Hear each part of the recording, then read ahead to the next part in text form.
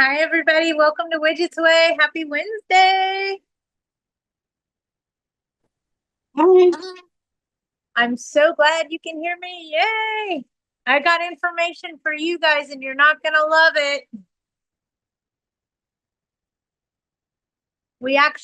And I'm just letting everybody get logged on. Does anybody have any questions before we get going?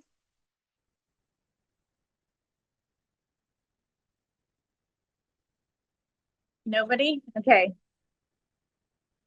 Oh, Julia's got a new one. Okay, you can type away. I just don't want to start in the middle of something really important that we all need to know and talk about and then have to repeat myself because people are joining on late. And I get it. Sometimes we take a phone call, sometimes we're not quite where we want to be yet in the car. So, really important that you guys hear and understand this one because we have new verbiage required on a 3-day notice to pay rent or quit, or on the 30-day pay rent or quit subject to the CARES Act. Everybody got that? There's a new notice out. See, here comes more people. I told you. Okay, Patty, I figured I just, instead of typing it out, I'll just ask you Okay, perfect. directly. I sent you a picture of a tub Bathtub. reglaze, Yep. and it's only about a year old. So we did it January 2024. So I guess maybe like a year and a half old. Um, it's a household of one, elderly lady. Actually, she's my mother-in-law. So it's where she stands. She doesn't use any suction, like little things or the mats or anything like that. But how do you determine? Well, I guess my question is there a lifespan or what is the lifespan for the reglaze? I can't remember off the top of my head, but I think there is a lifespan. And I already contacted my reglazer and he's like, well, it looks like it's getting beat up. And I'm like, okay, it's a household of one. It doesn't seem like it's getting beat up. It's only a year and a half. And he even said that typically the lifespan is 7 years. Which tells me that maybe the installation was done improperly. Let me explain before you go, but I had it done by a proper installer.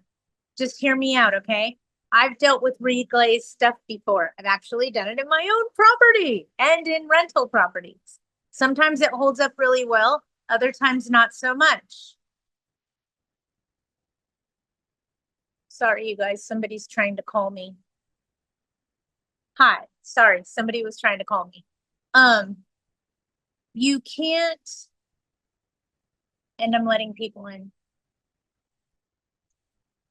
You can't determine lifespan necessarily. And this is a great example. You have a tenant of one, it's where she stands.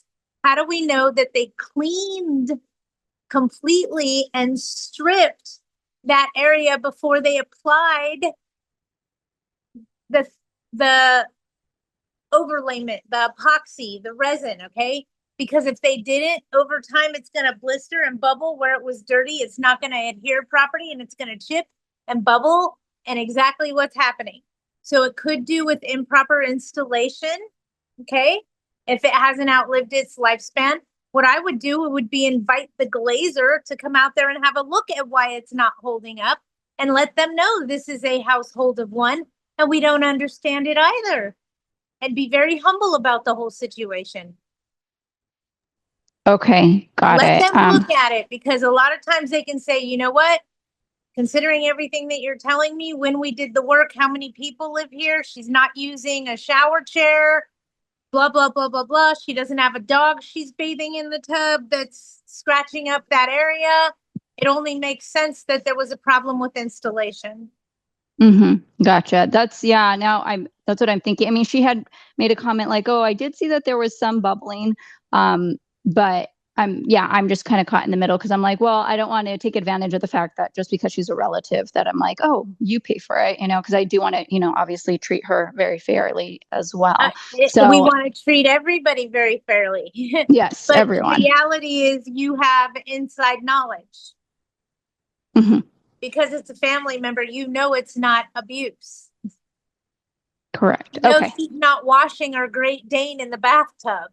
Yeah, no pets whatsoever. So, okay, got But it. you get where I'm coming from, right? Yes, definitely. I'll do that. Thank you. Just so you guys know, the home patch for epoxy that you could do, you could buy it at Home Depot and it's like a home patch kit. I use that. Don't do that, okay? You hear me? It looks like crap. It held up forever, but it looked like garbage. And I shouldn't say don't do it. It held up in my own house for 10 years. So I shouldn't say don't do it, but please know it's not pretty. It doesn't look wonderful. Okay, letting everybody get in here. I see we have more questions. We got Julia taken care of. Do we have David in here? I'm pretty sure he's going to have questions. He had something really odd happen. Hi, Patty. I'm here. Hi. I'm sure you have questions for me, and it's okay. We all learn together. And I don't want to share what happened in your property unless you want to share it, but that's okay. Let me see what I can do for Victor here, and we'll go from there. Hey, Patty, I just passed the California State Bar exam. Congratulations. And I'm using this transitional period before starting work to gain more knowledge and hands-on training in property management. My goal is to help my mother more efficiently. Got you. And I want to ensure I'm equipped with the right skills and legal insight to support her. Are there any specific courses, certifications, programs you'd recommend? Yes, absolutely. I would join a apartment association like AGLA. Okay. And I'm just talking about property management responsibilities. They teach a lot of classes in regards to property management. I know I teach one a month for them, sometimes two a month. Just so everybody knows, I have a live and in-person class with AGLA on notices, when to use which notice, and why we're losing in court regarding rent increases. This is all going to be taught at my AGLA class on the 30th. It is a lunch and learn, live and in person. So I will be live in Koreatown on the 30th of July, explaining to you guys when to use which notice and why, what the path of least resistance is, and why we're losing in court right now on our rent increases. It is a huge problem. And we all need to get on the quick with that real quickly. And I'll talk about that a little bit later in today. So you learn a lot from a lot of different people being involved with an apartment association. They also provide the documentation that they need. They also teach classes on Section 8 housing, on specific regulations regarding specific areas of law. Like, I don't know if you're familiar with LA County and what they're dealing with right now, but they have more bureaucracy and bullshit than most counties in California. They have governing parties such as the city of Los Angeles, which is LARSO, that is spread like cancer. And we have properties governed by LARSO that aren't within the city limits, such as San Pedro, Sherman Oaks. The list just goes on. There's a bunch of them. So you really got to know exactly what you're doing in LA County. You're also governed by DCBA, which is the Department of Business and Consumer Affairs. And if you're not governed by either one of those, then you are governed by LAHD. Because in California, in LA County, you can run, but you can't hide. So very important to know where mom's properties are so that you're working with the correct municipality that governs you. And then taking the courses as such. This has been a great resource. We're all good resources. We have people. I need a sip of my drink. Hang on. I am sorry. We have people in here, other legal counsel. We have other attorneys in here. We have property managers. We have regional property managers. We have corporate America in here. It's an easy way to stay in the know, and we all help each other. We're a great reference. Also, just so you know, I have a photographic memory and have most civil codes memorized. A lot of attorneys use me as a point of reference. An example is I'll get a phone call about, hey, Patty, what's a civil code for bed bugs? And I'll tell them it's not a civil code, it's a health and safety violation. And it's 161.134, 135, 136. So I just go down the list. But comes in very handy. Price gouging is California Penal Code 396, paragraph B. So it's just very easy for me to reference what is you're looking for, just so that you know. I do not give out my number on here because I get in trouble.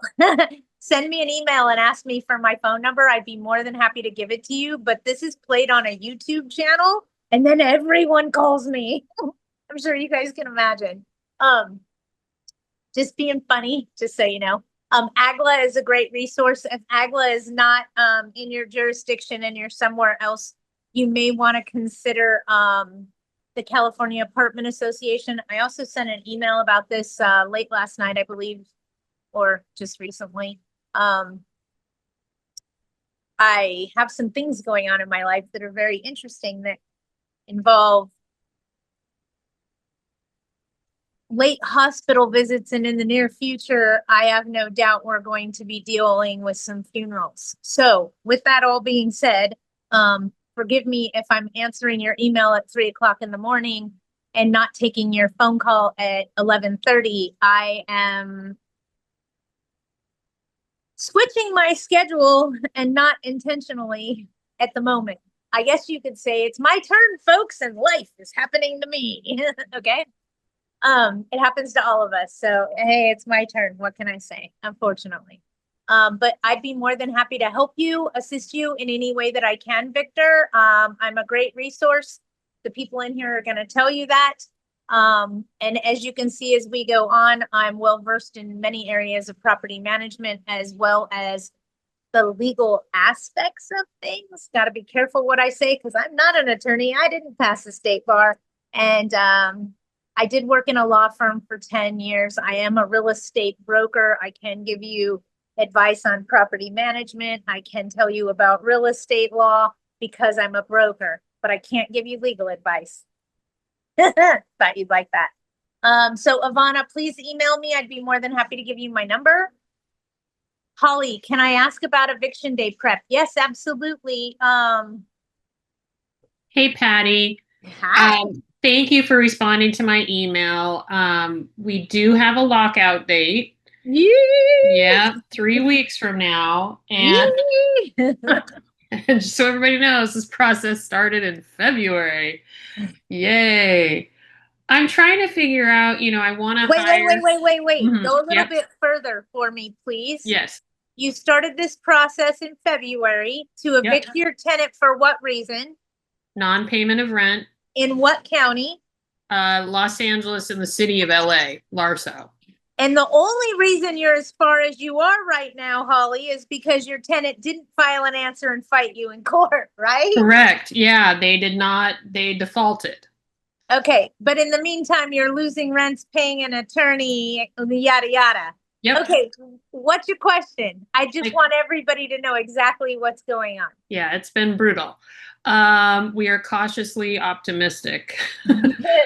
So on the lockout day, when the sheriff shows up, and I know you've warned me that things could happen, the tenant did try, when stuff got real on June 6th, when it was posted on his door, the notice to vacate by the LA County Sheriff.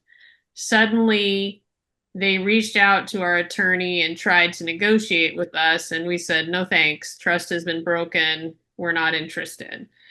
And that's the last we've heard from them. I am concerned that they have an attorney now and that they might try and do some, bankruptcy, as you've mentioned, or other things. I'm wondering, okay, so I'm just hoping we get there and they're escorted out. I am concerned for my husband and I's safety, and have reached out to the person that you recommended as a security guard, or as security. They're not more than a security guard. My question is, okay, so what do I do? How do I, if they say bankruptcy, I'm paying a security person a good chunk of change to be with us that day, and then suddenly the tables are turned. How do I plan for that? What you need to ask the security person is, in the event that it's stalled, what is the expense for that? Because that would just be like a service call for them to show up, because they're just turning and leaving. Right. Okay. Okay. Okay, so I would ask them, what is the basic service called, just to have you out there? Because what if something like that happens? You're exactly right. We don't want to pay a small fortune to have somebody there acting as security with a running GoPro camera, okay? Right. Yes. That's going through and inventorying at the same time where you don't have to be on premises. I got you crystal clear. Yeah. And Yeah. then can I just say something to help Chris, just so everybody's on the same page?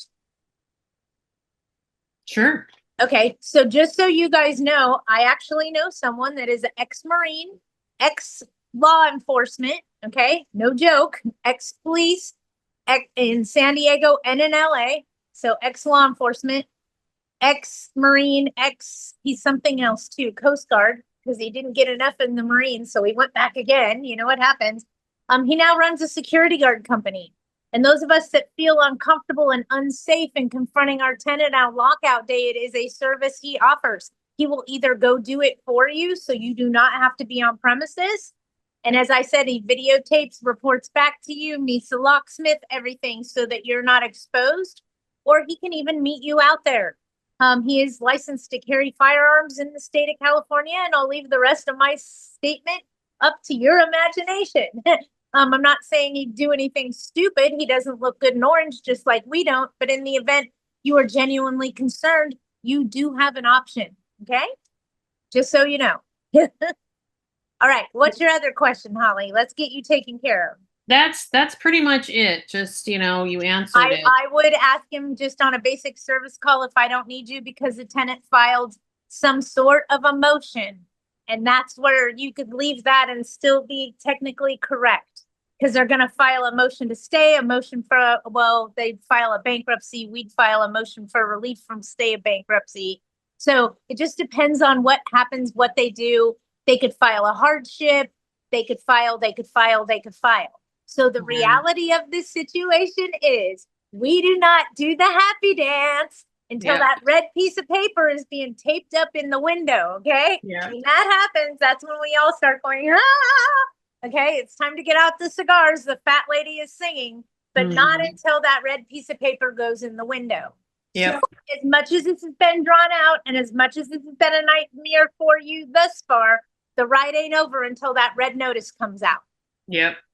Yeah, and I hope everybody here understands that it's brutal. It's brutal. Well, let me give you an example of something that was happening a year ago, and we saw it change this industry, okay? Because they were messing with us where it hurts the most, where we're excited every time we get that sheriff lockout notice. We start doing the happy dance because we're ready. And what tenants were doing is they were hiding in their units, okay?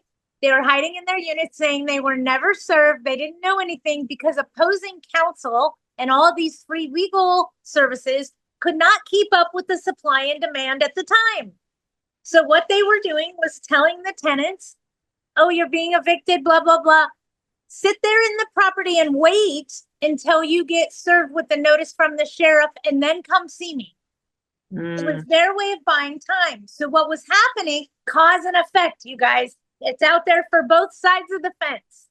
So what was happening was they were saying that they were never served, going in, filing an ex parte motion, saying that they were never served, asking the court to allow them 5 days to file an answer because they were unaware that this was going on. And what it would do is it would take you guys back all the way backwards to we have to ask for a trial date. And for those of us that we got a lockout notice, it messed with our mental psyche. Oh, yes. It wasn't fair. We were prepared to say goodbye, get out, and now we're back to the fights on. That's not fair. But both sides of the fence have different tactics they use for different reasons at different times for whatever they need. Make sense? So remember, we have those tactics too. So don't get upset about them using loopholes to help them. That's what we do sometimes too. We use loopholes to help us, right? Right. Okay. I can't imagine my tenant could do that. I mean, I'd like to think it wouldn't hold up. No? At this moment, your tenant could file bankruptcy to Mhm. extend the lockout. Your tenant could file a hardship to extend the lockout, saying that they can't find anywhere to go and they're going to be homeless and they need more time and blah, blah, blah, blah, blah, blah, blah. Okay. It's called a hardship. They could file a motion to do something based on whatever their legal counsel says. Okay. Mhm. Right. So anything could happen until that red piece of paper gets taped up in the window. And remember one thing, why that red piece of paper is being taped up in the front window, you're standing in the front yard waiting. So before you hear from the sheriff, this is your house now, he's taping that piece of paper in the window. Then he comes out and tells you it's your house now. Okay. Got So it. it's that red piece of paper going up in the window when I want you to start going, yes. Okay, we can dance. Okay. Okay, but I would contact Chris and ask him if he just has a service charge in case the tenant's filed a motion and is gonna stay the lockout. He'll know what that means. Okay. Okay, and other people had questions. Let's see if we can't get to them. Patty, what's your new number? I answered that. Yes, about eviction day. Ruben, I have a question regarding legal causes to evict a tenant. Okay, Ruben, what do you got for me? Hi, Patty. Yeah, I am representing some clients that are purchasing income property, Okay, and we're trying to get, a unit vacant before closing. But if that doesn't happen, the one of the owners wants to have someone live in one of the apartments when they purchase. And we just want to make sure that we're legally doing this correctly with an eviction to get someone in there. you gotta watch what you say to me because you can't use the word, am I doing this legally? Because I'm not an attorney, so I'm gonna reword. So I'm gonna setting, reword it. I got you. I got okay. you. I'm just help you, and I'm gonna re-ask the question a different way. Are you asking me what provisions are in the city you're in that would restrict you from having a vacant unit at close of escrow? Yes, What city is this in? either Fontana or Upland, And is it a single SFR? multi-unit. How many units? One is 3 and the other one is 4.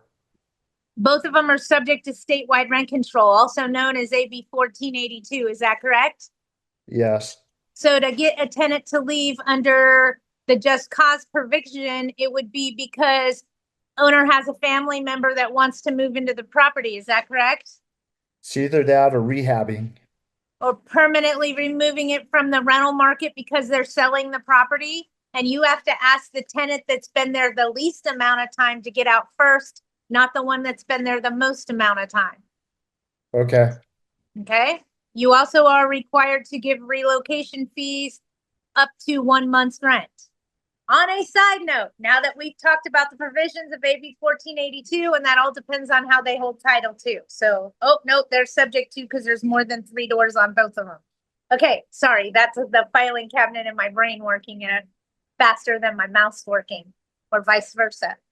The other thing that you can do, and what I would do, is look at it this way. I'm going to assume that their rent is $2,500. And if I'm wrong, just let's go with that number, okay?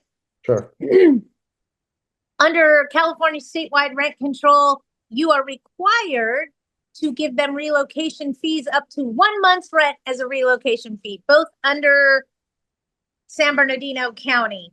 Okay. Yeah. And in Fontana, you're under San Bernardino County, and the other one was in Riverside, you said? Upland. Upland, also in San Bernardino County. Bingo. Yep. So the only restrictions that you have is statewide rent control on those addresses. So keep that in mind. The other thing that I would do personally, if it were me, and because time is of the essence, because you have an open escrow here and you need them out, is I would sweeten the pot.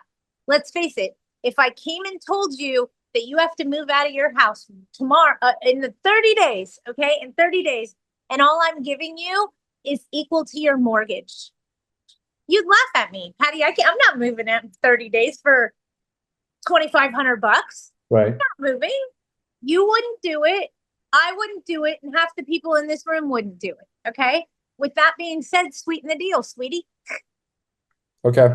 Would you move for $5 grand? No. Would you move for 6? The owner's willing to pay $7,500 to have you out in 30 days. Is that something you're willing to take on? Everybody has a number. You have one. I have one. David has one. Arlene has one. We all have a number. It may be ridiculous, but we have a number, and it's all the meeting of the minds. So I'd see if you could originate a cash for keys contract to get them out at close of escrow and pay them before escrow closes. Okay. What about if escrow does close? If escrow closes, the deal closes that you had with them. And now the new buyer can decide, okay, I'm moving into the property, or I have a family member, so the same rules apply to them. In the event this looks like the sale's going to go through, here's what I would do if it were me. Keywords. And this is an opinion, right? It's just my opinion. It's your opinion. Thank you for helping me make sure I'm not breaking any rules. If it were me, I would, and I got to think about this very carefully because there's a certain order you got to do this in so that one doesn't void the other. Got it? I would serve the tenant and tell the tenant that we're doing cash for keys and see if we could come to an agreement for money for them to get out. Okay?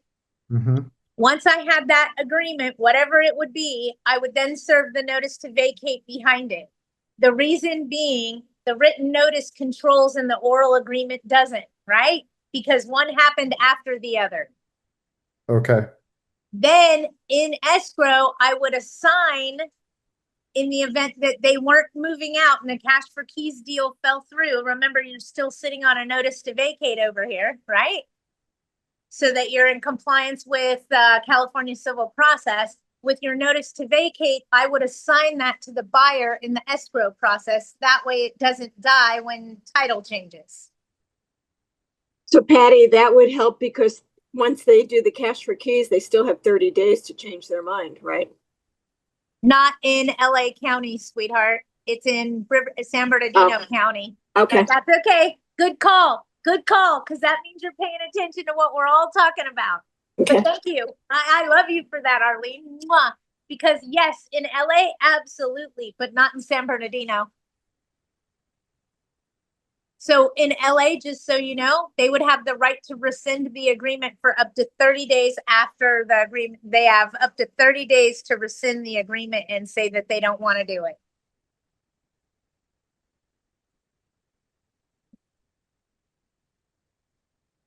Any more questions regarding that matter? Otherwise, I'm going to go to the next question. No, I think I'm good. Thank you. Okay, no problem. I'm glad I could help. Remember, assign the notice.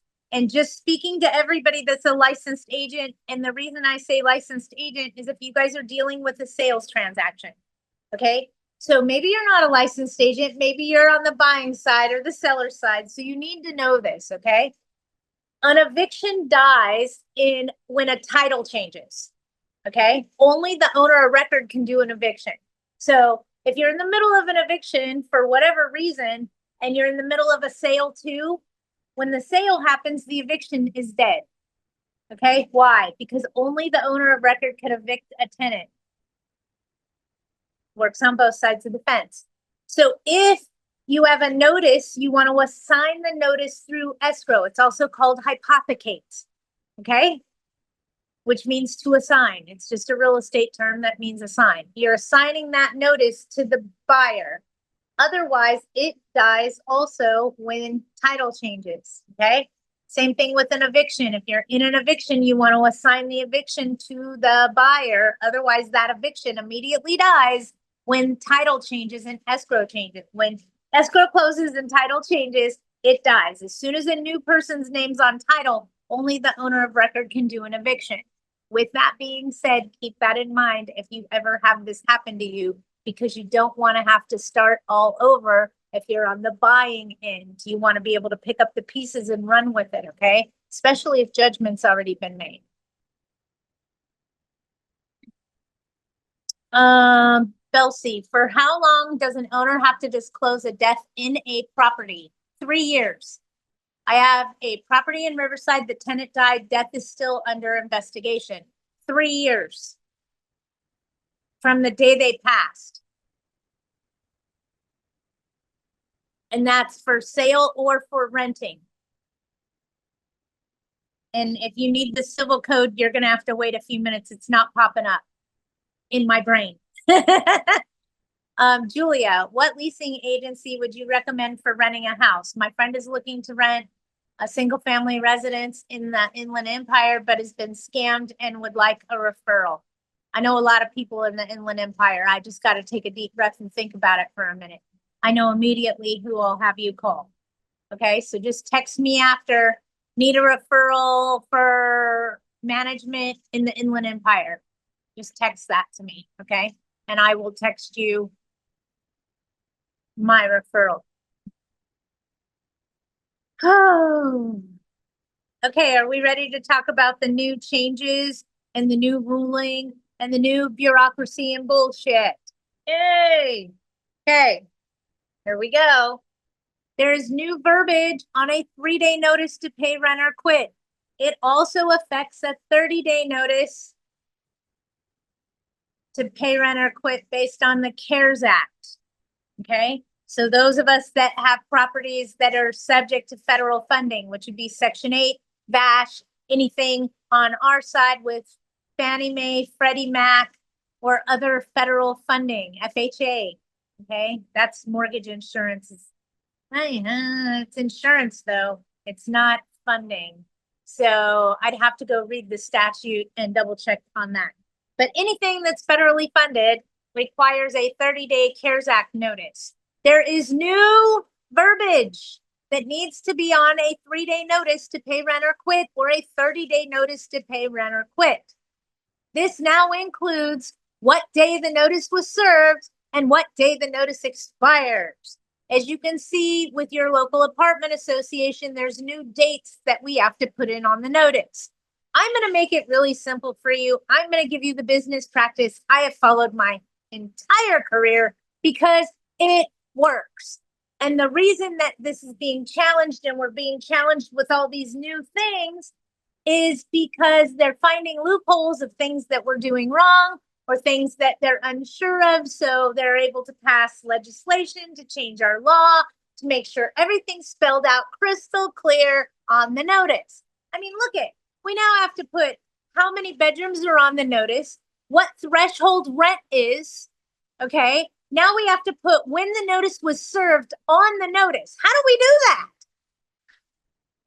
Okay, we also have to put when the notice expires on the notice. So with all that being said, please make sure you're pulling the most current documents from your apartment association every time you need to serve a notice. That's how we can ensure that you have the right one. But please know that there's new dates that need to be completed on a 3-day or a 30-day, anything regarding pay, rent, or quit, okay? With that said, I'm going to teach you my practice because it is the best practice. It is the simplest practice. And it works. It's worked for me for over 30 years. So here we go. Are you paying attention? Generate the notice on the same day. Prepare it, serve it all on the same day. Okay? In other words, don't serve your notice on a Sunday. Why? Because the post office isn't open. And if you post a mail, you can't. Paying attention? Prepare, generate, serve, all on the same day, and don't do it on a Sunday. Got it? That is the best business practice. If you prepare your notice on June 3rd, then serve it on June 3rd, and just prepare and serve on the same day. If you don't serve on that day, prepare it for the next day and serve it, prepare it and serve it on that, and make the date all match. It's very simple. Prepare it and serve it same day, no questions asked. Okay? People are looking for loopholes to argue everything that they can argue. It's very litigious right now, especially in certain areas. This is another way for them to validate that our notice is invalid. So we need to make sure that we're crossing our T's, dotting our I's, and in the event you're in doubt, hire the attorney that is going to represent you in a court of law to prepare the notice for you. Okay? That way they have the accountability, responsibility, and they know what they're doing. This is what they do every day. Okay? All I'm saying is if you're in doubt, hire the same professional that you're going to hire to stand next to you in court, because it's that notice that they're going to argue. It's your case that they're going to argue. So help them with their stepping stones right in the very beginning. And if you need help serving the notice, preparing the notice, hire the same attorney that's going to stand right next to you and represent you in court, because it's much easier for them to argue a good solid case if they created the notice to start with. Also, you need to know that LARSO has released yet another new updated form of tenants' rights. So beware that a new one came out. We just got a new one, I want to say back in June. Arlene will tell me. May. May, there we go. And now there's a new one out. Oh, really? Yes, it's July. So in 2 months, we got a new one. Great. Look, Arlene's going to go find it. Look, she's on a mission. She's going to go see. But there's a new one again. So pay attention. That's why we say it's so very, very important. So I have to post it and give it to the tenants as well? Yep. Okay. I just posted the other one again. All right. Hey, I guess I'll be busy. You see that there's a new one, right? So just so everybody understands what we're talking about, some municipalities require additional bureaucracy and bullshit. What am I talking about? The city of Los Angeles, LARSO, requires you to post on the property what the tenant's rights are, how much the relocation fees are, blah, blah, blah, blah, blah, blah, blah, blah, blah. Okay? You also have to serve it to the tenant with each notice you serve them. You also blah, bling, blah, bling, blah, bling. These are all ways that you could potentially lose in a court case because you failed to disclose, failed to post, failed to this. So it's very important that you understand the rules of the municipality, meaning the city, county, or state that governs you in order to effectively manage the property correctly. And then you have to remember that in LA County, they have all these little cities that have all their own rules and regulations.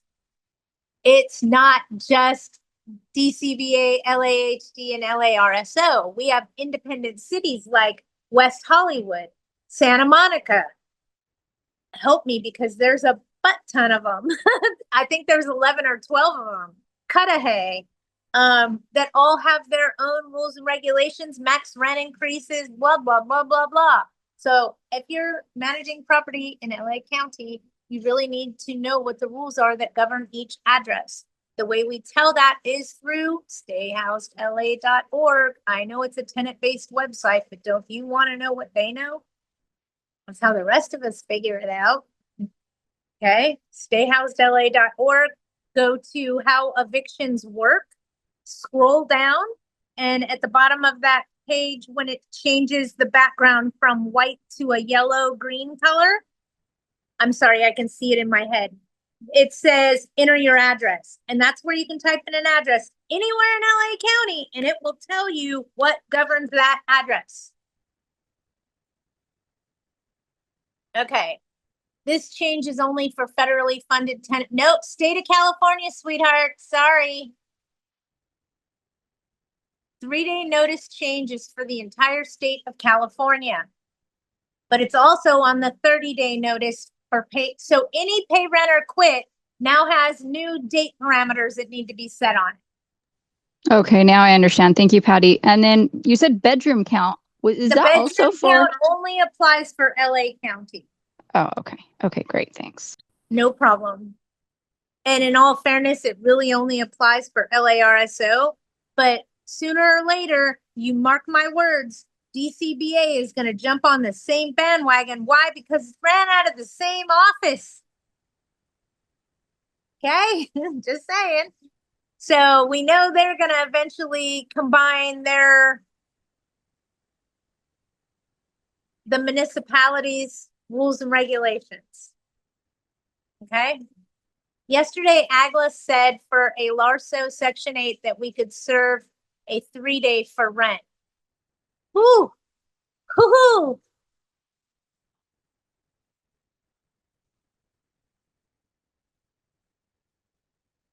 Here's my opinion on that statement, okay? And I got to be very careful.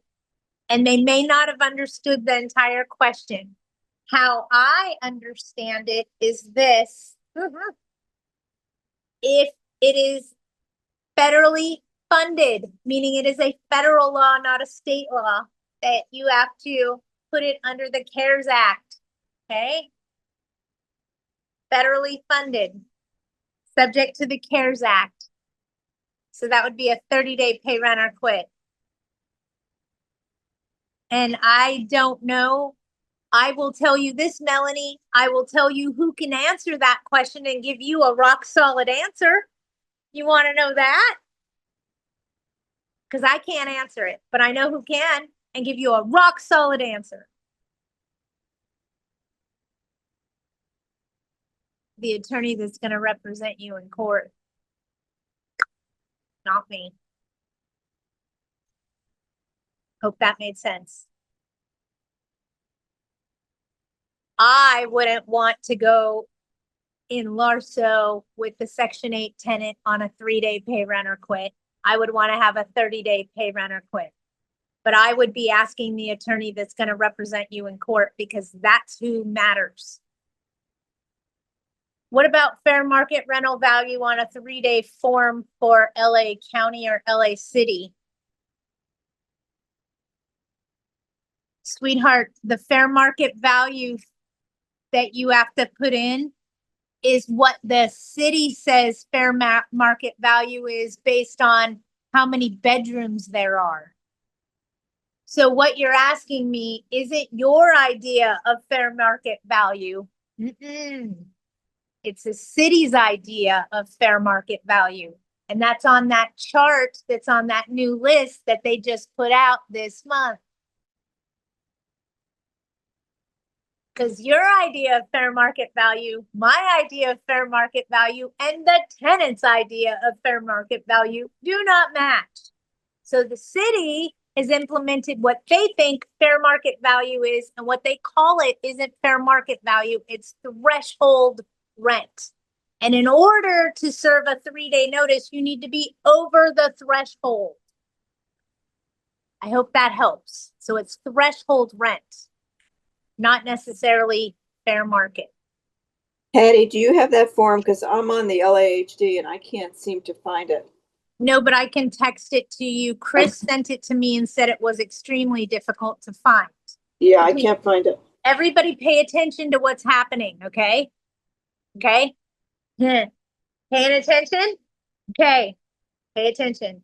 Arlene, one of our Larso gurus that knows so much about LARSO, is having trouble finding the document. An attorney was having trouble finding the document. Pay attention to what's happening. They don't make it easy for us. That's all I'm trying to tell you. They don't make it easy for us. It is difficult to find. If you're in need of it, please text me. You need the new Larso info, and I will text you the link that I have to it. But you got to text me or I'll forget. All right. Does anybody else have anything? Last week, we talked specifically about 30-day notices of rent increase and why people are losing them in court. Okay. I just want to retouch on that. It is 30 days rent increase for anything 10% and under. Anything over 10% required a 60-day notice until January 1st, 2021, when we lost our 60-day, and anything over 10% went to a 90-day notice. Okay? Everybody got that? The reason why we are losing our rent increases is simple mathematics and not understanding California's civil process. Okay? First and foremost, California civil process says if you mail a notice to a tenant, you must allow an additional 5 days for processing. So those of us that are mailing a 30-day notice of rent increase on the 30th of the month to take effect on the 1st of the following month, okay? And we're giving them 31 days. We're not giving them 35 days. So the rent increase isn't valid. So from here going forward, to ensure that you're giving 35 days or more, just start counting 40 days. Count 45. It's okay. Give them more time, not less, okay? And remember, if that increase was 10 years ago, every increase after that is now invalid also. Now the tenant has a huge rent credit on their ledger. Uh-oh. Okay? Allow time for mailing. That happens on all notices. All notices, including a 3-day pay rent or quit. Okay? Post and mail. Post and mail means you're allowing additional time for them to respond because of the process of mailing. Got it? 5 days under the court. California Civil Process 1162. Anybody else have anything they want to talk about? Otherwise, I'm going to get us off of here 15 minutes early, and that never happens. I hope you guys are staying cool. I am trying my best. I also hope you'll join me live and in person on July 30th at AGLA. And some of us are talking about getting together and doing a dinner with Widget or a Sunday brunch with Widget or something like that, where we can all get together. I know we all meet each other and talk to each other on Wednesdays, and we all feel this bond with each other. I just thought it would be nice if we could get together, share a meal, laugh, cry, whatever it is we need to do, and have a little lunch and learn where you guys can pick my brain, okay? And we can all eat together, meet with each other. And okay, people are, yes, they want to do that. Can you touch on the new red alert about the inside air temperature in LA County? I can. Write to your council members, tell them that this doesn't work for you guys. But I could tell you this, Sydney, even if they pass something right now, they can't change the building code on us until 2028. January 1st, 2028 is when they can change the building code and require us to provide air conditioning as a habitability issue. They are talking about inside air temperature must be below this amount. But if we've already provided them with an air conditioner, I could see that. But if we haven't provided with an air conditioner and we don't have air conditioning and our building isn't plumbed for air conditioning, you following along? Write your council member and tell them that you can't afford this. My building is old. I can't put air conditioning in there. I'd have to rehab the whole unit. And in order to do that, I'd have to displace the tenant. Oh, feed it back to them. When do you recommend if we follow through with an eviction rather than a cash for keys in LARSO? When do I recommend if we do follow through with an eviction rather than cash for keys? If you can't come to an agreement within 5 days of a cash for keys negotiation, and I'm talking about from the start to the finish where you guys are going back and forth for like 5 days, I wouldn't let that drag out any longer than that. And then I'd say, unfortunately, we've tried to resolve this with a cash for keys negotiation, but at this point, the owner has decided to take legal action since we're not coming to an agreement or something along those lines. Remember, owners either decide to take legal action or they're forced to. Sometimes we're forced to. We have no other option.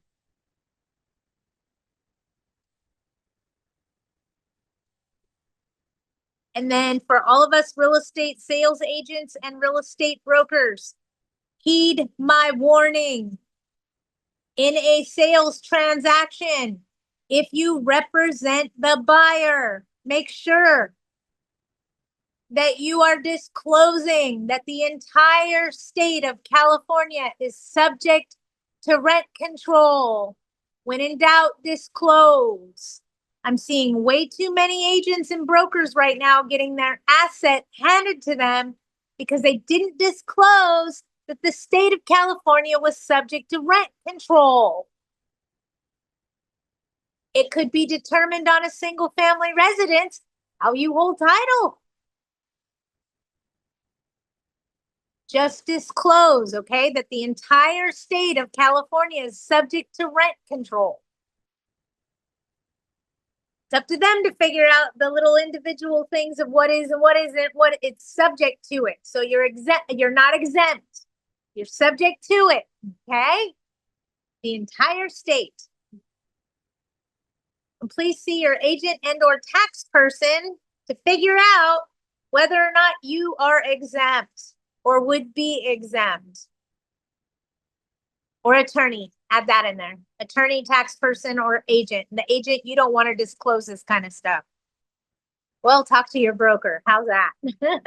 I don't get to make those decisions. Your broker does.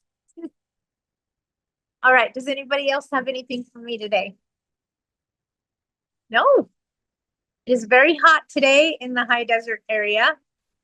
I went outside yesterday and honestly, no joke, my shoes melted to the asphalt. Okay. And you guys are going to go, no, they didn't, Patty. Yeah, they did. Check this out. You know, in flip-flops, how they glue the layers together? Walking on the asphalt was so hot, the glue separated and my shoes started talking blop, blop, blop, every time I walked because they were coming unadhered because it was so hot. I wish I had an egg. I would have broken on the sidewalk and videotaped it just to see if it would cook it. I hope you guys aren't cooking wherever you are. And if you have questions, please fire them away at me. Otherwise, I'm going to get off of here. Anybody else? Thank you, Patty. It's freezing here in Santa Rosa, so enjoy the heat. Thanks so much for sharing. I want to trade. Wearing the polar fleece. Thank you so much. Great information. No problem. No problem. Love you no guys. Fun to be a landlord anymore. I'm telling you, we're trying to get out of it. It's challenging. It's challenging. Thank you, Patty. Have a good day. Thank you, Patty. All right. You guys all have a great day. Thank you. You too, Patty. All right. Bye, everybody. Bye.